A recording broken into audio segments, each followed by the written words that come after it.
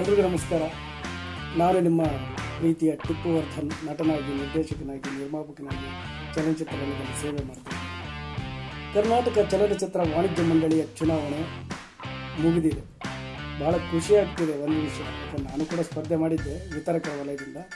ನನ್ನ ಮೇಲೆ ನಂಬಿಕೆ ಇಟ್ಕೊಂಡು ಸಾಕಷ್ಟು ಜನ ವೋಟ್ ಮಾಡಿದ್ದೀರಿ. ಟಿಪ್ಪು ವರ್ಧನ್ ಕೆಲಸ ಮಾಡ್ತಾನೆ, ಆತನಿಗೆ ನಾವು ಮತ ಹಾಕಬೇಕು ಅಂಥೇಳಿ ಅತಿ ಹೆಚ್ಚು ವೋಟುಗಳನ್ನು ನೀವು ನೀಡಿದ್ದೀರಿ.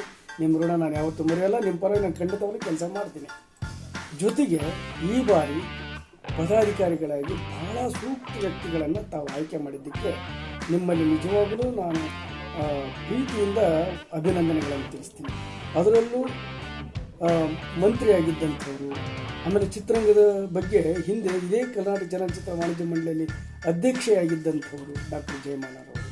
ಅವರು ಈ ಬಾರಿ ಪುನಃ ಅಧ್ಯಕ್ಷರಾಗಿದ್ದಾರೆ. ಅವರ ಪೀರಿಯಡಿನಲ್ಲಿ ನಾನು ಗಮನವಿಟ್ಟು ಕಂಡಿದ್ದೀನಿ, ಸಾಕಷ್ಟು ಕೆಲಸಗಳನ್ನು ಮಾಡಿದ್ದಾರೆ. ಮತ್ತು ಹಾರ್ಡ್ ವರ್ಕರ್ ನಮ್ಮ ಮೇಡಮ್ ಅವರು, ಡಾಕ್ಟರ್ ಜಯಮಾಲಾ ಮೇಡಮ್ ಅವರು ಬಹಳ ಹಾರ್ಡ್ ವರ್ಕರ್. ಯಾವ ನಿಗರ್ವಿ ಅವರು, ಭಾಳ ಮೃದು ಸ್ವಭಾವದವರು. ಎಲ್ಲರ ಜೊತೆ ಸ್ನೇಹ ಜೀವಿಗೆ ಪ್ರೀತಿಯಿಂದ ಮಾತಾಡಿಸಿ ಕೆಲಸ ಮಾಡ್ತಿರ್ತಾರೆ.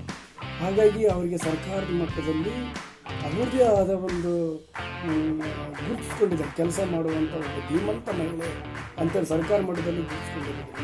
ನಿಜವಾಗ್ಲೂ ಈ ಬಾರಿ ಸಮಗ್ರ ಚಲನಚಿತ್ರರಂಗದ ಅಭಿವೃದ್ಧಿ ಆಗುತ್ತೆ ಅನ್ನೋಂಥ ಭರವಸೆ ಮಾಡಿದೆ.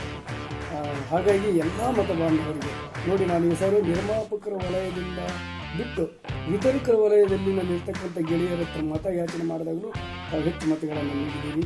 ಹಾಗಾಗಿ ಈ ನಿಮ್ಮ ಟಿಪ್ಪು ವರ್ಧನ್ ಸದಾ ನಿಮಗೆ ಋಣಿಯಾಗಿರ್ತಾನೆ.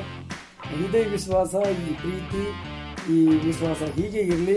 ನಿಮ್ಮ ಸೇವೆ ಮಾಡೋಕ್ಕೆ ನಾನು ಕೂಡ ಈ ಸದಾ ಏನೇ ಸಮಯದಲ್ಲಿ ನನಗೆ ಕಾಲ್ ಮಾಡ್ಬೋದು. ನಾನು ಕೂಡ ನಿಮ್ಮ ಸೇವೆ ಮಾಡೋದಕ್ಕೆ ಸದಾ ಸಿದ್ಧನಿದ್ದೀನಿ.